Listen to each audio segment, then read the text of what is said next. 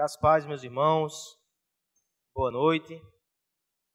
Gostaria de convidá-los a abrir a palavra de Deus em 2 Samuel, capítulo 13.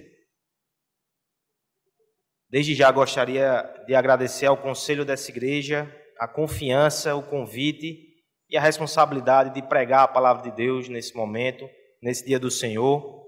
E gostaria de pedir que aqueles irmãos que encontraram o texto ficassem de pé para que possamos fazer essa leitura. 2 Samuel, capítulo 13.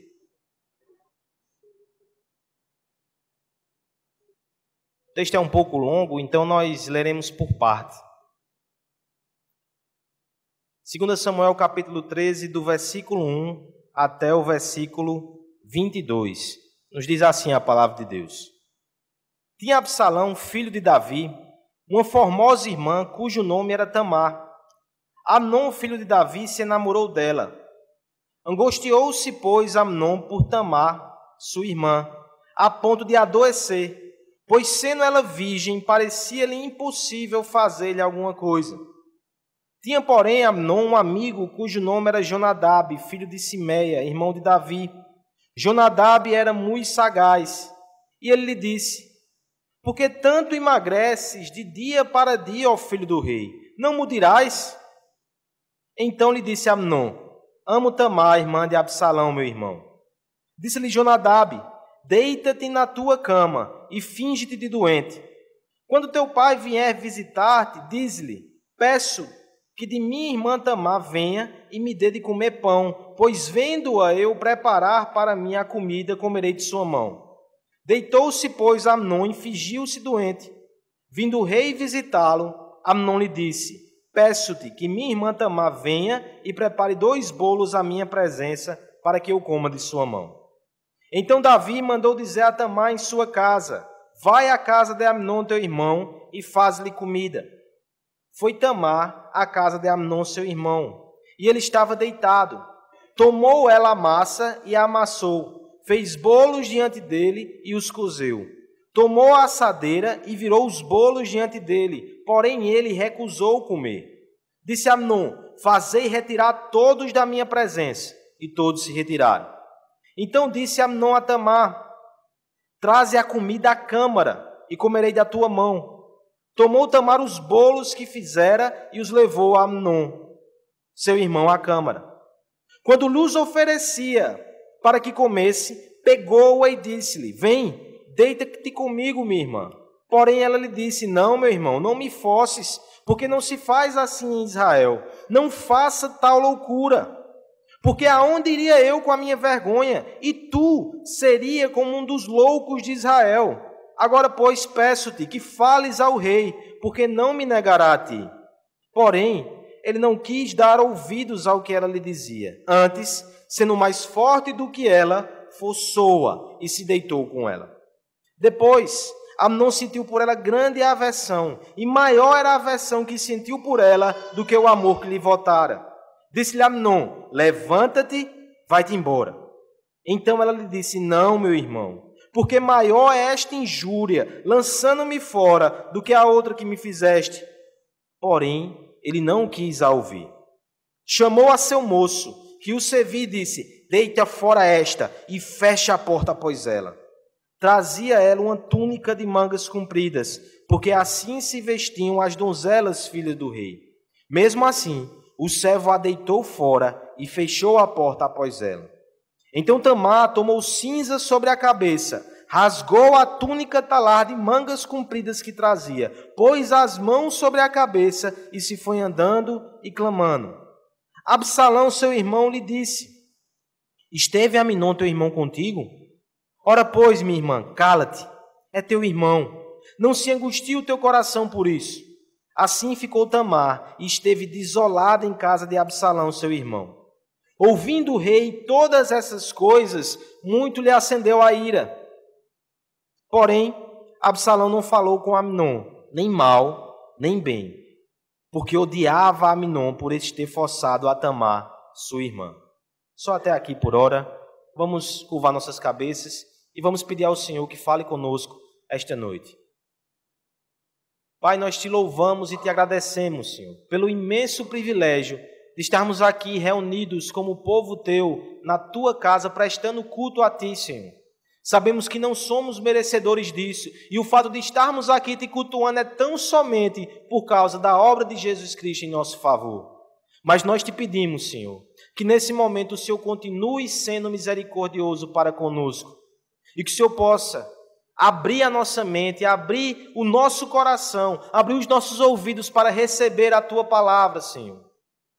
Que tão somente aquilo que vem da tua palavra possa ser aplicado pelo teu Santo Espírito no nosso coração. Que possamos compreender o que o Senhor quer para nós nessa noite. Nos revela um pouco mais de quem nós somos, nos revela um pouco mais da tua glória, nos revela um pouco mais de Jesus Cristo nessa noite. É o que nós te pedimos, confiados nele, no nome dele. Amém. Podeis sentar, meus irmãos.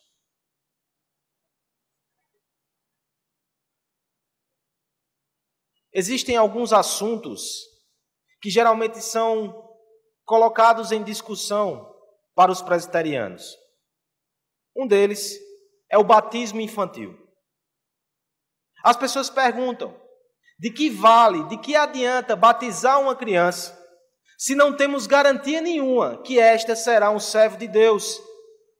Aliás, observando os fatos, muitas vezes nós percebemos que as crianças que foram batizadas e educadas durante a sua infância, elas se desviam quando crescem.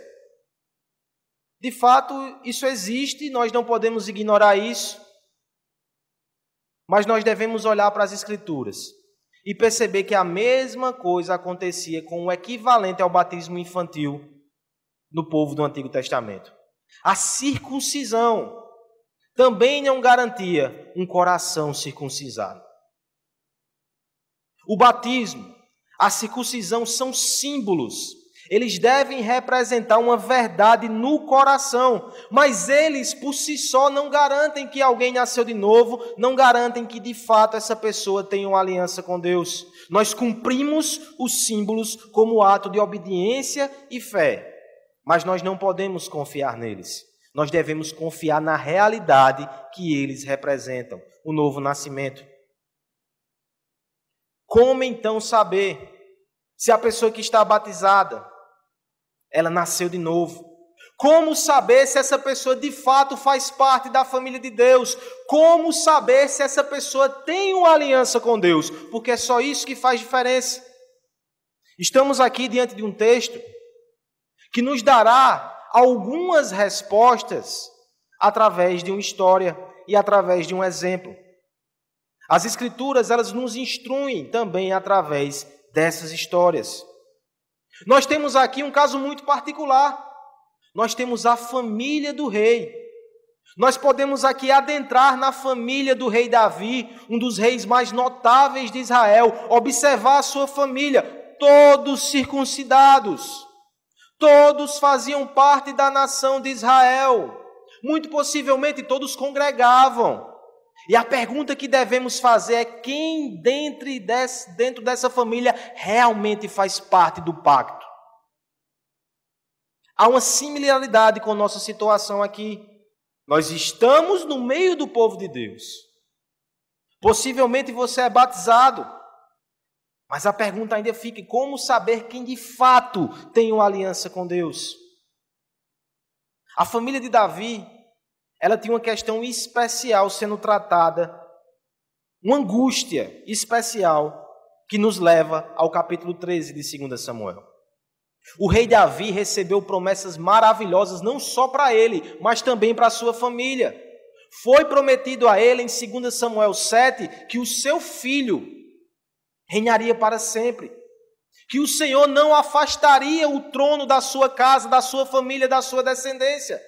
Que promessa maravilhosa, promessa de graça, promessa de pertencimento, promessa de aliança, promessa de pacto.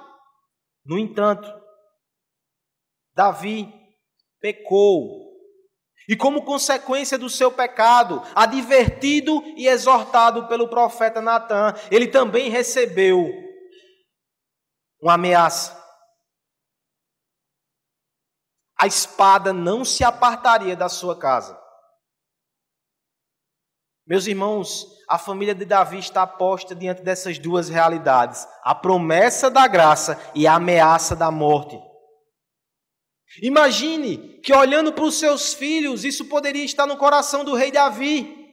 Como vai se manifestar a graça na minha casa, na minha família? Como vai se manifestar a maldição? O capítulo 13 nos mostra as consequências do pecado de Davi, mesmo fazendo parte da família da aliança, mesmo fazendo parte do povo de Deus. Essa família sofreu consequências terríveis. No mínimo, podemos olhar para esse texto e tirar dele alguns avisos muito sérios e solenes para cada um de nós, para cada família aqui representada e, por que não, para a igreja de Largo da Paz. Temos aqui alguns avisos àqueles que se beneficiam da aliança. Ouvir a palavra de Deus é um benefício da aliança. Participar da mesa do Senhor é um benefício da aliança. A comunhão dos santos é um benefício da aliança. Mas junto com esses benefícios, nós temos alguns avisos e algumas advertências. A primeira advertência que esse texto nos dá é que nós precisamos tomar cuidado com o pecado ao nosso redor. O versículo 1, ele vai construindo a cena de uma forma muito interessante. Obviamente, nós estamos vendo aqui muitos filhos de Davi. O texto fala sobre a família dele. Mas o primeiro nome que é citado não é o protagonista da primeira cena, do primeiro enredo. Veja só. O versículo 1 diz que tinha Absalão, filho de Davi, uma formosa irmã, cujo nome era Tamar. Absalão não faz parte da primeira narrativa, mas de forma proposital, o Espírito Santo colocou ele no início desse versículo. É como se ele chamasse a nossa atenção para Absalão e dissesse: olhe, mesmo que ele não apareça na cena, perceba a sombra de Absalão em toda essa história. Ao final, nós perceberemos que toda essa história, ela tinha um alvo, o coração de Absalão. O rei Davi, ele tinha várias mulheres. Já encontramos um problema nessa família. Absalão e Tamar eram filha de uma mulher. Amnon era filha de outro. Eles eram meio-irmãos. Amnon, por sua vez, ele era o herdeiro legítimo de Davi. Provavelmente até o rei olhava para aquele jovem e imaginava que ele era o portador da promessa, ele que construiria o templo. Absalão, por sua vez, também estava na linha de descendência, como um dos filhos mais velhos de Davi. E no meio dessa confusão entre esses dois irmãos, nós temos a bela e formosa Tamar. A própria Escritura diz que ela é formosa. Não só formosa, diz que ela era virgem, indicando que ela era uma moça recatada. No entanto, mais uma distorção no seio dessa família da aliança. Amnon se apaixona por sua meia-irmã. E se apaixona a tal ponto de ficar febril. Não só febril. Aparentemente ele até emagrecia e definhava. Ele sofria por aquele desejo. Percebendo isso, no versículo 3, nós somos apresentados a outro personagem da família de Davi, Jonadab. Jonadab se aproxima e pergunta ao filho do rei: por que emagreces? Ó filho do rei, tu tem tudo no palácio. Tu és filho de Davi, tu faz parte da corte, tu tem bons alimentos, boa música, uma vida luxuosa. Por que emagreces? Por que sofre? O que te falta? É interessante que essa pergunta revela como era mesquinho o coração de Amnon. Tantas coisas ele tinha, mas parece que só seria feliz se tivesse aquilo que o Senhor não havia dado. Assim é o nosso coração também. Tantas coisas nós temos, mas muitas vezes nós definhamos por aquilo que não temos, e muitas vezes aquilo que não temos é inclusive pecado contra a lei de Deus. Era o caso de Amnon.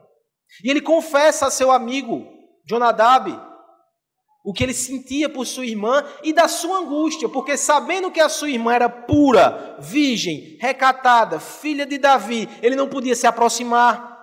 Ele não tinha como ter um contato maior com ela e além do que era permitido. Jonadab, que já revelou-se aqui ser alguém astuto e observador, ele vai dizer, olha, perceba, se você estiver doente, como você está, mas se você fingir que está doente, enfermo mais ainda, ao ponto de deixar o coração do seu pai sensibilizado, o que você pedir, ele dá. Jonadab conhecia o coração de Davi e de forma ardilosa, ele lança o rei Davi no meio dessa trama nefasta. Pede a teu pai que a tua irmã vá até a tua casa, faça alimentos para você na sua presença e lhe dê de comer. Diga que só come se você vê ela fazendo os pães na sua presença. Amnon assentiu com esse plano e tocou em frente. Fingiu que estava doente, ficou na sua cama recluso, esperou o seu pai vir visitá-lo e fez essa solicitação. Davi, de forma ingênua, ele não enxergou a malícia no seu filho, permitiu que a sua filha fosse até sua casa. Na sua cabeça ele não viu nada demais. E o texto prossegue com isso. É interessante que ela obedece. E a partir do versículo 8, nós temos uma descrição pormenorizada de Tamar fazendo os pães. A pergunta é, por que tantos detalhes? Vai dizer que ela pegou, que ela amassou, que ela tirou da panela. É como se o texto ele fosse criando uma tensão. Como se os leitores fossem pensando, o que vai acontecer agora? Será que Amnon vai ser tão cruel para consumar alguma coisa contra sua irmã? A tensão vai crescendo. Ela prepara a comida, ela oferece a comida ao seu irmão. O seu irmão ergue a voz e pede para que todos os seus servos abandonem o local. Aqueles homens que querem praticar atos pecaminosos, inclusive nós mesmos, não gostamos de testemunhas. Ele esvazia sua casa e pede que ela venha até a câmara interior e que dê de comer na sua boca, nos seus aposentos mais íntimos. E Tamar vai. Chegando lá, o seu meio-irmão a segura e revela o seu plano maligno. Irmã, deita-te comigo. Que perversidade é essa no meio de uma família que fazia parte do povo de Deus? O texto mostra que Tamar ela tentou reagir à sua maneira. Ela não tentou esquivar-se pela força. Muito provavelmente o seu irmão era mais forte do que ela. Tanto é que o texto afirma isso. Mas ela levantou alguns argumentos. Ela lhe disse no versículo 12, não, meu irmão, não me forces. Primeiro argumento que ela usa, porque não se faz essa loucura em Israel. Ela apelou para a lei de Deus. A lei de Deus condena essa prática. De fato, no Deuteronômio é dito que aquele que deita com a sua irmã deve ser morto. Ela apelou para isso, para a lei de Deus. No entanto, ela prossegue. Aparentemente, esse apelo não fez efeito no coração daquele homem. E ela diz, meu irmão, o que seria de mim? Se diante da lei de Deus, Amnon não revela preocupação, ela então apela agora para a generosidade e para a compaixão. Será que ele não sabia que ela seria extremamente prejudicada por aquele ato? Ainda assim, o versículo 12 nos mostra que ela continua. No versículo 13, depois de dizer, para onde eu iria com a minha vergonha, ela diz, e tu seria um dos loucos de Israel. Ela apela para a lei de Deus, ele não reage. Ela apela para a compaixão, ele não reage. Agora ela apela para o egoísmo. Tu, Amnon, seria um dos loucos de Israel. Amnon, você é o descendente de Davi, você é o príncipe herdeiro, você vai ser um dos grandes, se não o grande em Israel. Como você vai trocar isso tudo por alguns minutos de prazer e se tornar um louco de Israel? A lei de Deus não surtiu efeito. A compaixão não surtiu efeito. Nem o egoísmo surtiu efeito. Por fim, ela diz, não faça assim. Se pedires ao rei Davi, certamente ele não me negará a ti. Meus irmãos, nós não temos informações suficientes para crer que Davi ia consentir com esse tipo de coisa. Mas aquela poderia ter sido uma oportunidade para a jovem Tamar se evadir dali e fugir daquela situação. nada disso adiantou. O versículo 14 diz que ele não quis dar ouvidos ao que ela dizia. E sendo mais forte do que ela, forçou-a. Perceba o nível de pecado na família da aliança. E a história prossegue. Depois desse ato consumado, as Escrituras dizem que vem uma aversão no coração de Amnon, maior ainda do que o desejo que ele sentira por dias. Aquele desejo que fez ele perder a fome, aquele desejo que estava fazendo com que ele definhasse. A aversão foi pior. Muito provavelmente, quando aquele homem olhava para ela, ele só enxergava o seu pecado. E ele pede que ela saia. A jovem Tamar diz: meu irmão, o que é que estás fazendo? Esse mal que tu me fazes agora é ainda pior do que o anterior, porque agora eu serei lançada fora com a minha vergonha. O que será de mim? Esse homem continua com o coração embrutecido pelo pecado. Ele não cede 1 milímetro. Pelo contrário, ele chama o seu servo e joga ela para fora dos seus aposentos e tranca a porta. Agora nós temos a filha do rei. E é interessante que o texto só vai descrever como ela se vestia agora. O texto vai dizer no versículo 18 que ela vestia uma túnica talá de mangas compridas. Essa túnica talá, ela tem uma descrição muito parecida com a roupa que José usava. Indicava carinho da parte do pai, zelo, riqueza. E o texto coloca mais: as donzelas de Davi se vestiam assim, as filhas do rei, era um sinal de pureza também.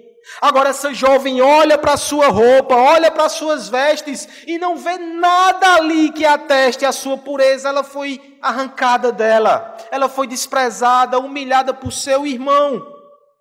Não resta outra coisa a fazer senão rasgar essas vestes, se não lançar cinza sobre a sua cabeça, colocar a mão na cabeça e sair clamando, desnorteada. Ela não sabia o que fazer, ela não sabia para onde ir.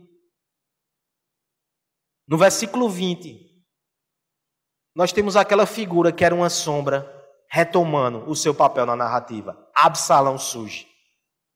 E veja como Absalão percebia as coisas diferente do rei Davi. A primeira pergunta que Absalão faz ao ler toda aquela cena bizarra é dizer: tu esteves com Amnon, teu irmão? Ele sabia, ele percebeu, ele via a lascívia e o desejo nos olhos de Amnon. O que é que Absalão faz diante disso? As Escrituras dizem que ele tomou a sua irmã, a consolou e ela passou um tempo vivendo junto com ele. Por sua vez, o versículo 21 diz que Davi também ouviu sobre aquilo que aconteceu e o seu coração se acendeu de ira e nada. Davi não fez absolutamente nada. Talvez por medo de ter que matar o seu filho, porque era isso que a lei de Deus exigia. Talvez porque ele estimava muito, talvez porque ele tinha esperanças que aquele filho fosse o herdeiro prometido por Deus, que se assentaria no trono para sempre. Talvez porque Davi não tinha moral para repreender o seu filho.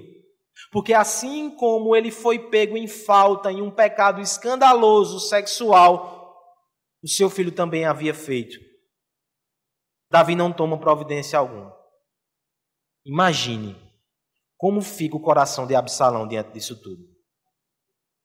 O versículo 22 termina a primeira cena dizendo que ele não falou com Amnon, nem bem, nem mal. Mas diferente de Davi, ele não ficou indiferente.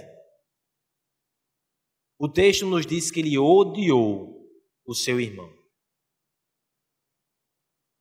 Toda essa narrativa, tendo Absalão numa ponta e na outra como sombra nessa história, e como resultado final, tendo seu coração corrompido pelo ódio, nos mostra que tudo isso foi uma armadilha colocada na família de Davi, tendo como alvo o coração de Absalão, e no final ele caiu. Não se engane. O pecado está ao seu redor. Você pode fazer parte de uma família cristã.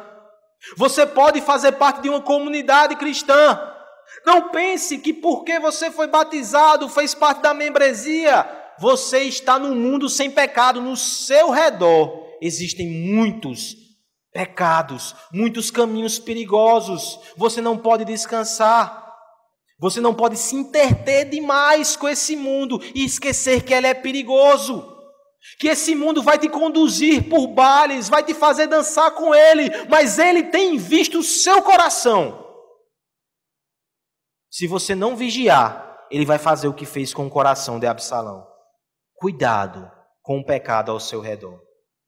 Não tenham falsas expectativas.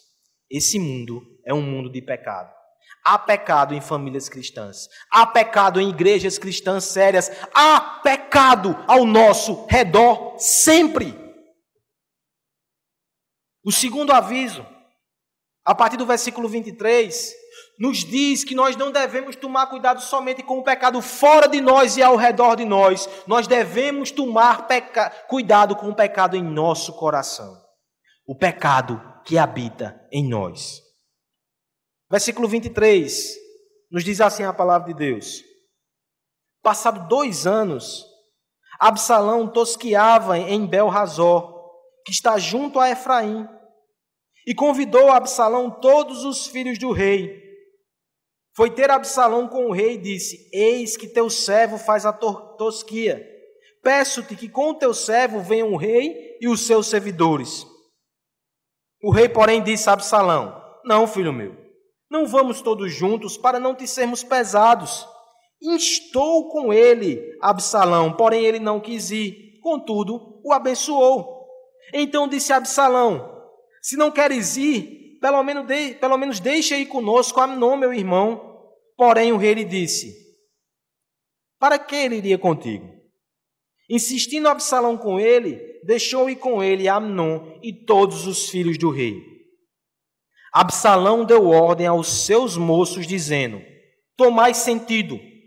Tudo quanto o coração de Amnon estiver alegre, quando o coração de Amnon estiver alegre de vinho, e eu vos disser: feri a Amnon, então o matareis. Não temais, pois não sou eu que vos ordena, sede fortes e valentes.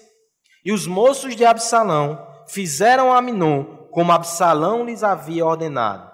Então todos os filhos do rei se levantaram, cada um montou seu mulo e fugiram. As Escrituras nos dizem que nós não devemos deixar o sol se pôr sobre a nossa ira, porque ele vai criar uma raiz de amargura. Passaram-se 2 anos. Quantas vezes o sol não se pôs e a raiz de amargura se aprofundou no coração de Absalão? Talvez o seu intento inicial nem fosse isso aqui que ele fez.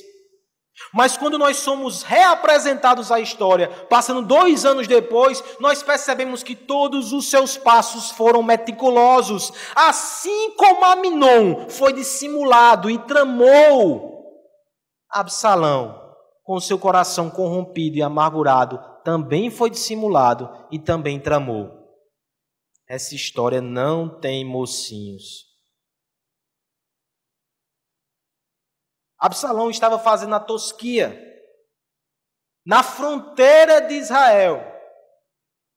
Desde logo perceba que esse lugar estratégico era a fronteira de Israel com Efraim. E do outro lado dessa fronteira estavam os parentes, o avô, mais especificamente, de Absalão. Ou seja, era um refúgio para ele. Ao fazer a tosquia, havia uma prática em Israel de você fazer um grande banquete. Por ser filho do rei, ele se dirige até Davi e diz: pai, venha comigo, você e toda a sua comitiva, para que festejemos, para que comemoremos. No entanto, esse pedido foi um pouco complicado. A corte de Davi era enorme. E o rei percebeu que aquilo seria inconveniente demais. Eles iriam dar um gasto, um prejuízo gigantesco a Absalão. E Davi faz: meu filho, infelizmente, eu acho por bem não ir. A proposta alternativa já estava no coração de Absalão. Ele faz, tudo bem, já que o rei não pode ir, então por que não me envia Amnon, meu irmão? Ele é o príncipe.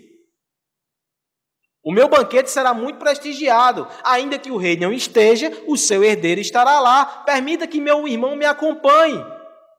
E você vai perceber que no versículo 26, agora Davi já está um pouco mais ligado. Ele já está um pouco mais atento.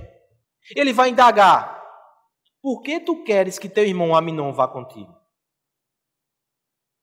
Ora, se não houvesse nenhuma suspeita de animosidade entre os irmãos, essa pergunta não faria sentido. São dois irmãos indo celebrar juntos. Melhor, um deles é o príncipe herdeiro, faz todo sentido que ele vá, mas Davi teme. A Bíblia vai dizer no versículo 27 que Absalão insistiu. O termo original indica que ele usou palavras para forçar. Ironicamente, o movimento que Absalão está fazendo aqui parece com o movimento que Amnon fez. Ele forçou, mas através de palavras. Insistiu de tal forma que Davi fez tudo bem. Mesmo que meu coração me diga que há algo errado, mesmo que meus olhos suspeitem do que eu estou vendo, eu permito que Amnon vá, mas que vá todos os irmãos juntos. Você percebe o plano de Davi aqui? Ele pensa: se Absalão quiser fazer alguma coisa contra o seu irmão, estando todos os outros irmãos juntos, certamente ele vai recuar. Ele não vai fazer isso com tantas pessoas perto. Lê de engano, Davi. Mais uma vez, Davi se enganou. Mais uma vez, Davi subestimou o pecado dentro da família da aliança. As ordens de Absalão são maquiavélicas. Ele chama os seus servos no versículo 27 e diz: olha, espere meu irmão se embebedar. Quando ele tomar vinho e ficar muito alegre, vocês irão atacá-lo. Não pense que esse homem está fazendo justiça. O Senhor não tolera justiceiros, a vingança pertence a Ele. E tem mais, esse homem blasfemou. Não tenha nenhuma compaixão por ele, como se estivesse dizendo: mas ele está vingando a honra da sua irmã. Olhe o coração de Absalão, olhe o que ele fala. Ele diz no versículo 28 para os seus servos: não sou eu que estou mandando vocês irem? Sejam fortes e valentes. Ele está repetindo as palavras que Deus disse a Josué. Como ele tem coragem de fazer isso? Ele está mandando que um pecado seja cometido. Ele está falando as palavras que Deus fala. Na prática, ele está dizendo que ele é Deus. Uma das quebras do primeiro mandamento é quando nós não confiamos na providência e na justiça de Deus e nós agimos por conta própria. Nós estamos dizendo que Deus morreu e que a gente tem que tomar providência e fazer alguma coisa. Quando você se vinga, quando você age na carne, você está dizendo que Deus está morto e você tem que fazer alguma coisa. Quebra do primeiro mandamento. Esse é o coração de Amnon. Esse é o coração de Absalão, que diga. Por fim, seus servos obedecem, matam Amnon, e todos os irmãos dele ficam escandalizados e assustados com aquilo, sobem nos seus animais e se evadem daquele local. Está completada a segunda desgraça na família de Davi. A primeira desgraça, o primeiro pecado foi sexual. Envergonhava Davi porque ele também tinha caído nisso. O segundo pecado foi um homicídio. Davi certamente lembrou-se daquilo que ele havia feito com Urias. Os pecados de Davi batendo na porta dele. Mas o aviso que chega até nós também deve nos deixar alerta. O pecado não está só lá fora, o pecado também está aqui dentro. O nosso coração precisa ser vigiado. Martin Lloyd Jones, pastor, que foi médico outrora, certa vez disse que o autoexame mais doloroso que ele conhece é sondar o seu próprio coração. Não existe na medicina um procedimento mais doloroso, mas ao mesmo tempo não existe um procedimento mais necessário para nós. Nós precisamos ter sempre o nosso coração sendo iluminados pela palavra de Deus. Nós não podemos nos enganar. Esse aqui é um terreno em que batalhas são travadas, não só lá fora, mas também aqui dentro. Não façamos como Davi, não menosprezemos, não subestimemos o nosso pecado. Nós ainda somos pecadores. Olha o que Absalão fez. Isso dentro de uma família da aliança. Certa vez um pregador disse: nós somos a nossa pior armadilha. Precisamos vigiar. O terceiro e último aviso desse texto, a partir do versículo 30. Nós não devemos simplesmente tomar cuidado com o pecado lá fora. Nós não devemos simplesmente tomar cuidado com o pecado no nosso coração. Nós devemos tomar cuidado com o caminho do pecado. A questão não é só se você peca ou se você não peca. Todos nós somos pecadores. A questão é o que você faz depois que você peca. Versículo 30 nos diz assim a palavra de Deus. Iam eles ainda de caminho, quando chegou a notícia a Davi. Absalão feriu todos os filhos do rei, e nenhum deles ficou. Então o rei se levantou, rasgou as suas vestes e se lançou por terra. E todos os servos que estavam presentes rasgaram também as suas vestes. Mas Jonadab, filho de Simeia, irmão de Davi, respondeu e disse: não pense o meu senhor que mataram a todos os jovens filhos do rei, porque só morreu Amnon. Pois assim já o revelavam as feições de Absalão desde o dia que sua irmã Tamar foi forçada por Amnon. Não meta, pois, agora na cabeça o rei, meu senhor, tal coisa, supondo que morreram todos os filhos do rei, porque só morreu Amnon. Absalão fugiu. O moço que estava de guarda, levantando-se os olhos, viu que vinha muito povo pelo caminho por detrás dele, pelo lado do monte. Então disse Jonadab ao rei: eis aí vêm os filhos do rei. Segundo a palavra do teu servo, assim se sucedeu. Mal acabara de falar, chegaram os filhos do rei e, levantando a voz, choraram. Também o rei e todos os seus servos choraram amargamente. Absalão, porém, fugiu e se foi a Talmai, filho de Amiúde, rei de Gesur. E Davi pranteava seu filho todos os dias. Assim Absalão fugiu, indo para Gesur, onde esteve 3 anos. Então o rei Davi cessou de perseguir Absalão, porque já tinha se consolado acerca da morte de Amnon, que era morto. Temos aqui o resultado trágico. A notícia chegando aos ouvidos de Davi. E o que Davi faz? Davi faz o que Davi sabia fazer muito bem. Davi sabia pecar. Davi sabia montar planos ardilosos, como seus filhos fizeram. Mas, diferentemente deles, Davi sabia se humilhar. Ele rasga as suas vestes, ele deita-se no chão, ele pranteia, ele não tem cerimônia, ele está desolado. Ele pensa até que todos os seus filhos morreram. E mais uma vez quem aparece na história? O perspicaz Jonadab diz: Davi, não diga isso não. Só morreu um, Amnon. E sabe como eu sei disso? Eu sei disso porque estava escrito nas feições de Absalão. Desde o dia que Amnon violentou sua irmã. Estava no rosto dele. Para a vergonha de Davi, ele não percebeu. Ou se percebeu, ele subestimou. Ele diz: olha, só morreu ele. Ao passo que Jonadab falava isso, um grupo de pessoas se aproximava. E o vigia alertou: está vindo um grupo grande de pessoas. Jonadab disse: pois não, assim como eu disse, assim se sucedeu. Vá ver se não são os filhos do rei. De fato eram. Todos os filhos do rei abraçam seu pai, e toda a corte chora amargamente. Dentro de uma história dessa, não tem o que fazer senão chorar amargamente. No entanto, há um personagem que não chora. No entanto, há um personagem aqui que não fala nem bem nem mal. No entanto, há um personagem aqui que não fica nem mesmo entre o povo de Deus.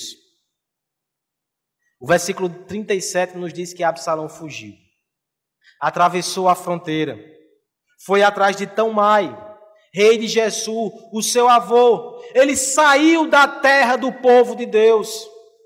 Ele saiu da sua família. Ele abandonou Jerusalém. Ele abandonou suas pretensões até por hora.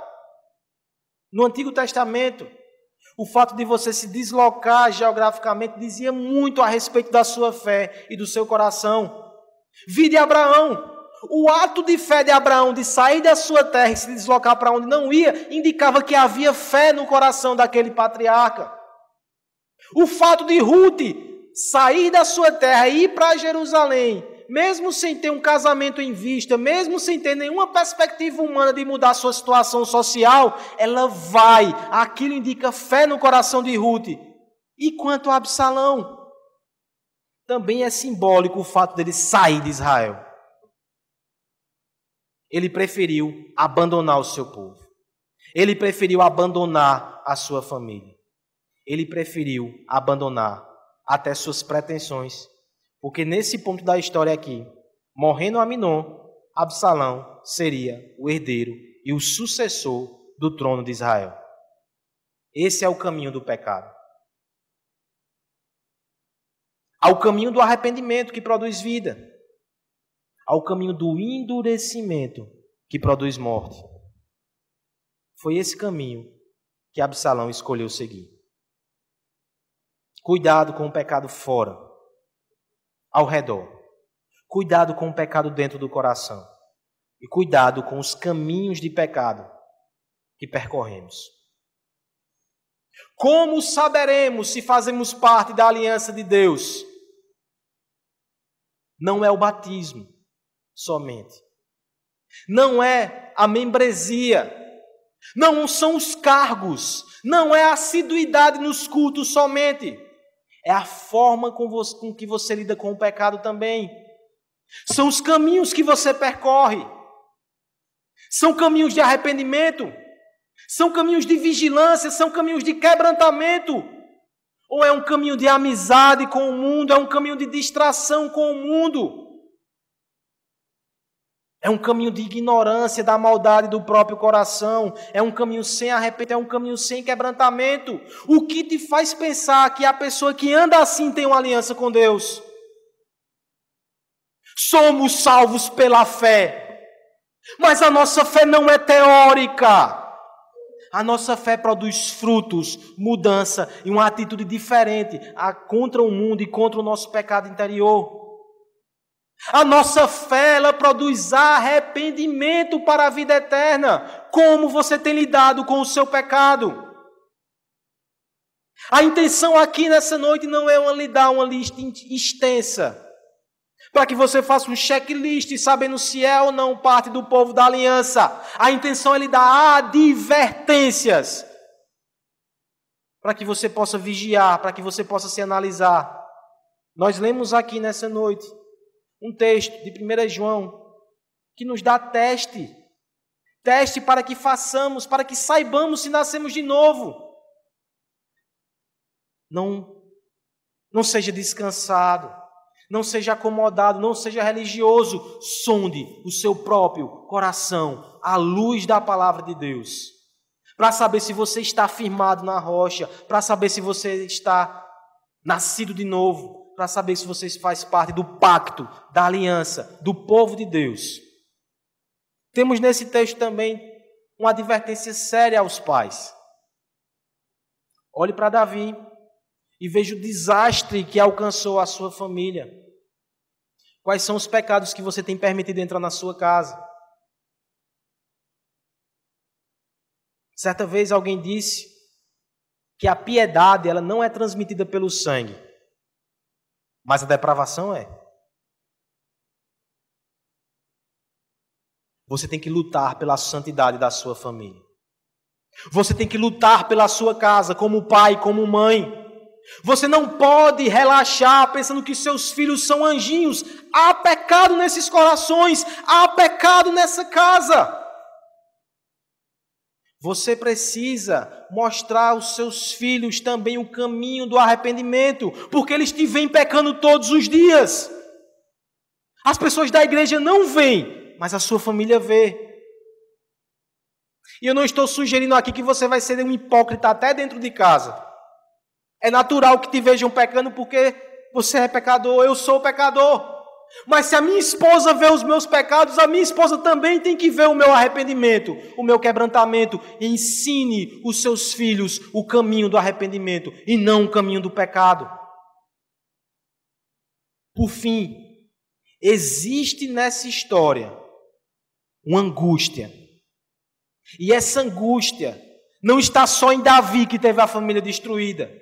Essa angústia está em todo israelita que lia essa história. Porque o israelita olhava para a família de Davi e pensava: dali vai vir um rei prometido. Dali vai vir um rei que vai trazer paz para a nossa nação, que vai reinar para sempre no trono de Jerusalém. Provavelmente o povo de Israel olhou para Amnon e disse: talvez seja esse. Provavelmente olharam para Absalão e pensaram: talvez seja esse. Absalão era muito formoso, carismático, e mais na frente nesse livro vai querer tomar até o poder do seu pai, e quase consegue. O povo de Israel olhava para essa história e se perguntava: quem é o meu rei? No entanto, Amnon está morto. Absalão foi embora. Quem é o meu rei? Eles olhavam para a família de Davi e pensavam: promessa ou maldição? Promessa ou maldição? Eles só enxergavam maldição. Eles estavam olhando para o lugar errado. Porque é Salomão que vai aparecer depois, que é o descendente. E ainda assim Salomão não reina para sempre. Salomão era um tipo do filho de Davi que se assenta no trono e que reina até hoje. O nosso rei, o nosso bom rei, o infalível Jesus Cristo. É Ele. É Ele o filho da promessa. É Ele que concilia maldição ou promessa. Maldição. Ele carrega a maldição e agora Ele nos dá a bênção. É Ele que é o filho exilado e rejeitado para que nós sejamos aceitos. Esse é o nosso rei. Absalão foi embora e Absalão não podia voltar, porque se ele voltasse, ele teria de ser punido pela justiça de Davi.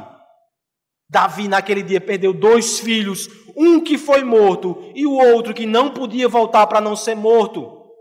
Talvez você que está longe dos caminhos do Senhor seja um Absalão, que teme voltar à presença de Deus por causa dos seus pecados, porque realmente os seus pecados carregam uma sentença de morte sobre a sua cabeça. No entanto, o verdadeiro filho de Davi, ele tomou sobre si os meus e os seus pecados. Ele sofreu a maldição de Deus na cruz do Calvário, para que nós pudéssemos ser recebidos de novo. Nós, pecadores, absalões, perdidos no mundo, podemos voltar para casa. Alegre-se se você já voltou para casa e volte hoje se você ainda está longe. O preço foi pago, o acesso está aberto. Cristo é o caminho para o Pai. Que o Senhor nos abençoe. Amém. Vamos curvar nossas cabeças. Pai, nós te agradecemos, Senhor, pela Tua palavra. Essa palavra tão poderosa que fala aos nossos corações. O Senhor sabe o propósito dessa palavra para cada um de nós.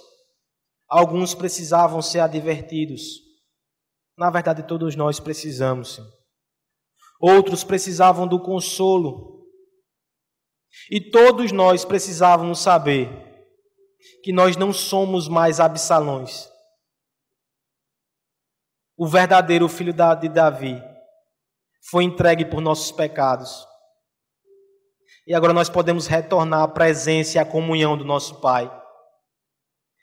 E que retornando, que nós não sejamos como esses filhos de Davi. Que nós não confiemos nos símbolos, mas que nós confiemos na realidade de um pacto. Que possamos saber que Cristo é meu e que eu sou dele. Que cada irmão dessa igreja tenha essa segurança no coração. E somente essa segurança. Que não confie em nada além de Jesus Cristo, o nosso Salvador. Te louvamos e te agradecemos por tamanha salvação. Em nome de Cristo. Amém.